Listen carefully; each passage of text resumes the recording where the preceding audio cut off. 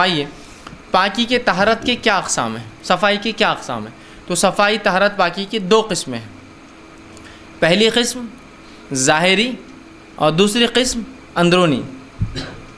یہ دونوں ہی قسم ہمیں یاد رکھی، شریعت یہ دونوں چاہتی ہے ہم اندرونی پاک ہو اور ظاہری پاک ہو۔ ظاہری پاکیزگی کیا ہو سکتی ہے کہ ہم غسل سے رہیں، بلا وجہ غسل میں تاخیر نہ کریں، ٹھیک، سہولت ہوتے ہی کر لے، یہ نہیں کہ ابھی کریں گے بعد میں کریں گے، ہو سکتا ہے موقع محل نہ ملے۔ اسی طرح جو ہے ہم باوضو رہنے کی کوشش کریں، اور نماز تو بہرحال وضو کے بغیر قبول ہی نہیں ہوتی ہے۔ اپنے کپڑوں کو ہم صاف رکھیں، ہم جہاں رہتے ہیں کھاتے پیتے ہیں اس جگہ کو صاف رکھیں، جہاں عبادتیں کرتے ہیں وہ جگہ ہماری صاف ہو، ہمارے محلے ہماری بستی اور ہمارے شہر جو ہے یہ صاف، یہ ہوا ظاہری طہارت۔ اور اندرونی طہارت میں مراد حسد، کینہ، بغض، تکبر، برائی، گالی دینا، بری باتیں دوسروں کے بارے میں خیال رکھنا، اسی طرح جو ہے برے قبیح جو ہے افکار جس کو کہیں گے، سوچ بھی رکھنا یا ایسے خیالات بھی لانا، ان سے بھی ہمیں اپنے آپ کو کیا کرنا پڑے گا، پاک کرنا پڑے گا۔ تو طہارت کی شریعت میں دو قسمیں ہیں، ایک طہارت جو ظاہری ہوتی ہے اور ایک طہارت جو اندرونی ہوتی ہے، دونوں کی اپنی اہمیت ہے۔ اندرونی طہارت خراب ہو جائے تو توبہ اس کا ذریعہ ہے صاف کرنے کا، برائی دل میں تھی کچھ تھا توبہ کر لیجئے۔ ظاہری طہارت خراب ہو تو پھر غسل اور وضو، اس کے لیے دو چیزیں مہیا ہے ہمارے پاس، ٹھیک ہے۔ اب آئیے طہارت کن چیزوں سے حاصل ہوتی ہے؟ طہارت حاصل کرنے کو، پاکی حاصل کرنے کو، اور اب میں ظاہری، میرا جو اب پورا عنوان رہے گا ظاہری پاکی پر ہے۔ اب جو طہارت حاصل کرنا ہے ہم کو، تو وہ کن کن چیزوں سے طہارت ہو سکتی ہے؟ تو طہارت جو ہے، پاکی جو ہے، صفائی اور ستھرائی جو ہے، شریعت میں ہم دو چیزوں سے حاصل کر سکتے ہیں۔ پہلا پانی اور دوسرا پاک مٹی۔ صاف پانی یا تو پاک پانی ظاہر سی بات ہے، اور صاف مٹی، پاک مٹی، یہ دو چیزوں سے انسان طہارت حاصل کر سکتا ہے، یاد رکھیے شریعت، ٹھیک۔ اس کے تعلق سے جو سادہ پانی جس کو ہم کہیں گے، یا صاف پانی جس کو ہم کہیں گے، میں سادہ پانی اس لیے کہہ رہا ہوں کہ بہت ساری چیزیں ہوتی ہیں جن کو پانی کہا جاتا ہے لیکن وہ پانی ہوتے نہیں، جیسا گلاب کا پانی، پانی تو ہے لیکن گلاب ہے۔ سادہ پانی اس لیے میں کہہ رہا ہوں، مطلب پانی جو جھیل میں ہو، ندی میں ہو، سمندر کا ہو، بارش کے ذریعے جو آتا ہو، نہروں کے ذریعے جو نکلتا ہو، کنووں سے جو نکلتا ہو، یہ سادہ پانی۔ اس میں کچھ ملاوٹ ہو جائے تو پھر وہ پانی تو ہوتا ہے لیکن اس کے ساتھ آپ گلاب کا پانی، عطر کا پانی، مطلب کوئی چیز لگ جاتی ہے، سادہ پانی ہونا ایک، اور دوسرا مٹی سے طہارت حاصل ہوتی ہے۔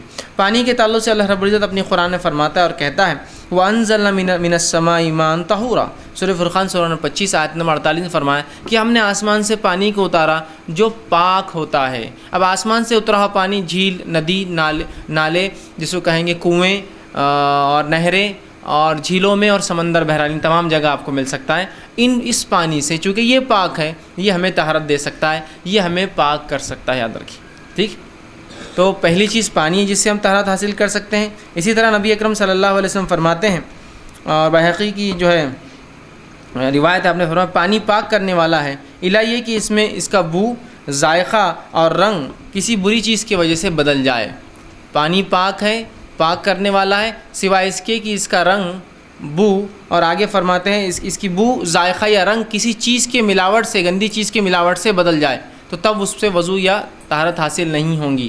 ایسا پانی جس کا رنگ مکمل بدل جائے، جو پانی کہلانے لائق نہ ہو، بو تبدیل ہو جائے، مطلب پانی عموماً کوئی بو نہیں دیتا، ایسی تبدیلی آئے جو غیر فطری ہو، جیسا پانی میں گھاس آنے سے ایک بو ہوتی ہے لیکن اس سے کوئی فرق نہیں پڑتا ہے، غیر فطری، اتنی کوئی چیز مل جائے کہ اس کی خوشبو تبدیل ہو گئی، ٹھیک ہے۔ اسی طرح جو ہے اس کا جو ہے ذائقہ اگر تبدیل ہو جائے، ذائقہ تبدیل مطلب کوئی چیز کی ملاوٹ ایسی ہو جائے کہ اب وہ پانی کہلانے لائق نہیں، آپ بول سکتے پانی لیکن گندا پانی، گندگی زیادہ ہے اس لیے گندے کا لفظ ساتھ اٹیچ ہو گیا اسے، تو پھر ایسی تین اگر چیزیں بدل جائے تو پھر پانی نہیں رہیں گا اور اس سے طہارت جو ہے نہیں حاصل ہو سکتی، ٹھیک ہے۔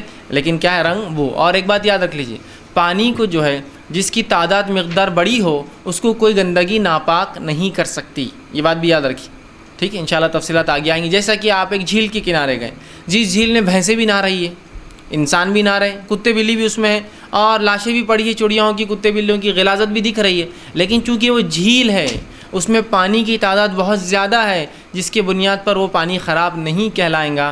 آپ صلی اللہ علیہ وسلم فرمایا خلتین سے زیادہ اگر پانی ہو تو اس کو کوئی ناپاک نہیں کر سکتی، سوائے اس کی کہ ناپاکی زیادہ ہو اور پانی کم ہو جائے، ٹھیک ہے. قلتین کا معنی ہے ایک قلہ جو ہوتا تھا نبی اکرم صلی اللہ علیہ وسلم کے زمانے میں ایک ڈرم ہوتا تھا, رنجن ہوتا تھا جس کو قلہ کہتے تھے عربی میں, اور ایک قلے کے اندر 275 لیٹر پانی آتا تھا. تو آپ نے فرمایا قلتین مطلب 2 قلے, مطلب 275 جمع 275 550 لیٹر سے زیادہ اگر پانی ہو جائے تو کوئی چیز اس کو ناپاک نہیں کر سکتی. اب بہت سے لوگ سوال کرتے پانی میں چھپلک گر گئی مر گئی تو, لیکن اگر قلتین سے زیادہ ہے ناپاک نہیں ہوتا.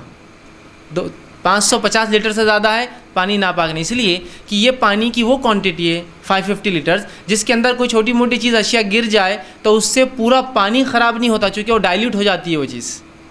سمجھ رہے بات کو, وہ ڈائلیوٹ ہو جاتی ہے اس کی غلاظت.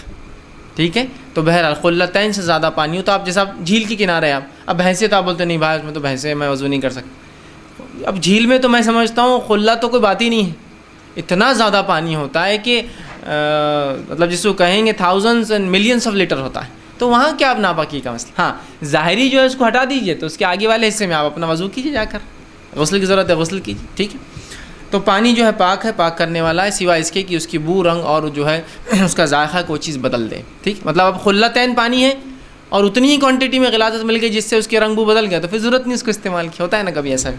ٹھیک, اب اسی طرح دوسری چیز جس سے ہم پاکی حاصل کر سکتے ہیں وہ چیز ہے پاک مٹی. پاک مٹی, ٹھیک ہے, اور پاک مٹی سے مراد یہاں دھول ہے, یاد رکھیے دھول ہے مٹی, یا وہ چیز جو گیلی نہ ہو, چونکہ جب گیلی ہو جائیں گی تو کیچڑ ہو جائیں گا, مٹی نہیں کہلائیں گی وہ چیز.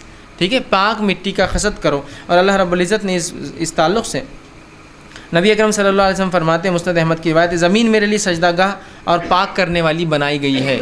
زمین اس امت کے لیے سجدہ گاہ اور پاک کرنے والی چیز بنائی گئی ہے.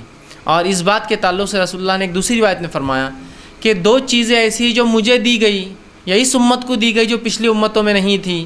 ٹھیک ہے, پہلی چیز یہ کہ میرے امت کے لیے مٹی کو باعث طہارت بنا دیا گیا. پچھلی امتوں میں کچھ بھی ہو جائے آپ کو وضو فرض تھا, پانی کے ذریعے غسل اور وضو کرنا فرض تھا, مٹی کا نہیں تھا. اور دوسری چیز جو میری امت کو دی گئی جو پچھلی امتوں میں نہیں تھی وہ یہ تھی کہ میری امت کے لیے ساری زمین سجدہ گاہ بنائی گئی, اور پچھلی امتوں کے لیے ایک مخصوص مقام اللہ طے کرتا تھا اور وہیں آ کے نماز پڑھنا پڑتی تھی ساری زمین. ایک تیسری روایت آپ نے فرمایا کہ بیت الخلاء اور قبرستانوں کو چھوڑ کر ہر جگہ جو ہے نماز ہو سکتی ہے, ورنہ پوری زمین بولے تو آپ قبرستان میں بھی کھڑے ہو جائیں گے جا کر, نہیں, بیت الخلاء اور قبرستان چھوڑ کر باقی تمام جگہوں پر آپ نماز ادا کر سکتے ہیں. تو یہ 2 فضیلتیں اس امت کو دی گئی جو پچھلی امتوں میں نہیں تھی, کہ ایک مٹی کو ذریعہ طہارت بنایا گیا اور دوسرا پوری زمین سجدہ گاہ ہمارے لیے بنا دی گئی کہ جہاں مسلمان کو وقت نماز ہو صلاۃ کھڑے ہو جائے, بس نماز پڑھ لے وضو کر کے. دوسرا اللہ رب العزت قرآن میں فرماتا ہے سورہ نساء سورہ نمبر 4 آیت نمبر اس کی 43 میں, اور فرمایا فلم تجدوا ماء فتیمموا صعیدا طیبا. اگر تم میں سے کوئی شخص اپنے بیویوں سے ملا ہو, رفع حاجت پیشاب پیخانے کو جا کر آیا ہو, اور اس کے بعد اللہ فرماتا ہے فلم تجدوا ماء, پھر تم کو پانی نہ ملے تو پھر کیا کرو, فتیمموا صعیدا طیبا, تو پھر تم پاک مٹی کا قصد کرو. صعیدا طیبا کا لفظ یاد رکھیے. اور پاک مٹی وہی ہوتی ہے جو سوکھی ہوتی ہے. گیلی مٹی پر شک ہے کہ کس چیز کی وجہ سے وہ گیلی ہوئی ہے. ٹھیک ہے, تو پاک مٹی سے مراد سوکھی ہوئی مٹی, اور مٹی ہو یاد رکھیے. آپ پتھر پر ہاتھ مار لیں گے, آپ ریت پر ہاتھ مار لیں گے, آپ دیوار پر ہاتھ مار لیں گے, آپ دروازوں پہ ہاتھ مار لیں گے تو تیمم نہیں ہوگا. مٹی کا ہونا فتیمموا صعیدا طیبا, تیمم کا عربی معنی ہوتا ہے قصد کرنا, ارادہ کرنا. فتیمموا تو قصد کرو, ارادہ کرو پانی نہ ملنے کی صورت میں, صعیدا مٹی کا, طیبا پاک ہو. تو یہاں یہ نہیں کہا پتھر جو پاک ہو, زمین جو پاک ہو, دیواریں جو در پاک ہو, نہیں, مٹی کا لفظ ہے. تو طہارت تیمم کے لیے مٹی کا ہونا شرط ہے. میں یہ بات اس لیے کہہ رہا ہوں کہ بہت سے لوگ تیمم کی ضرورت آئی تو بس کھڑے ہوئے دیوار پہ ہاتھ مار لیا, کھڑے ہوئے دروازوں پہ ہاتھ مار لیا, کھڑے ہوئے ریت مل گئی اس پہ ہاتھ مار لیا, کوئی کلر جو جھڑتا ہے اس پر تیمم کر لیتا ہے دیواروں کا, کوئی سیمنٹ پر تیمم کر رہا ہے, وہ نہیں ہوگا. صعیدا طیبا سے مراد مٹی کا ہونا ہے. ٹھیک ہے, اور سب سے بہترین ذریعہ ہے آپ سوکھی مٹی لائے, سوکھی مٹی پاکی ہوتی کبھی بھی, چھان لے, جو مٹی نکلی وہ بہترین ہو جائیں گے. یا کچھ نہ ہو تو گھروں میں دھول جمع ہوتی جس جگہ, دھول پر آپ کو ہاتھ مارنا پڑیں گا اس لیے کہ وہاں مٹی ہوتی. ٹھیک ہے, مٹی پر ہاتھ مارنا انشاءاللہ طریقہ آگے لوں گا میں, غسل کا, وضو کا اور تیمم کا, اس میں تفصیلات آئیں گی. لیکن طہارت 2 چیزوں سے اس امت کو حاصل ہوتی ہے, پہلا پانی سے, ٹھیک ہے, اور دوسرا پاک مٹی سے، پاک پانی، سادہ پانی، پاک مٹی سے ہمارا جو ہے تیمم ہوتا ہے۔ کیچڑ پہ یاد رکھیے اعتماد نہیں کر سکتے ہم، اس لیے کہ وہ گیلا ہوتا ہے، ٹھیک ہے۔